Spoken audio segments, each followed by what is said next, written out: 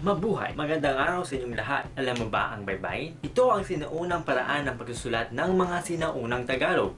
At bagamat ito ang sinaunang abakada ng mga Tagalog, hindi ito nangangahulugan na ito ang pambansang sulat ng buong sinaunang Pilipinas. Dahil una sa lahat, wala namang bansang tinatawag na Pilipinas noong unang panahon. Ang bansang tinatawag nating Pilipinas ngayon ay isang kapuluan na nahahati sa iba't iba at makukulay at sari-saring mga bayan o mga bansa. Halimbawa, ang mga Tagalog ay naiiba sa mga Kapampangan, ang mga Kapampangan ay iba sa mga mga Ilocano ay iba sa mga Cebuano ay iba sa mga Tausug at marami pang iba. At sila ay may mga sarili nilang wika at sariling paraan ng pagsusulat ng mga ito. Kagaya na lamang ng kulitan ng mga Kapampangan o ang sulat buhid ng mga mangyan. Katunayan, hindi rin may bayan ang pinakamatandang paraan ng pagsusulat sa Pilipinas. Sa ngayon, ang pinakamatandang kasulatan na tagpuan sa Pilipinas ay ang tinatawag na Laguna Copperplate Inscription na isinulat noong taong 900 AD. At ito ay sinulat gamit ang tinatawag na Old Kawi script na siya rin gamit noong unang panahon sa pulo ng Java na ngayon ay bahagi na ng bansang Indonesia.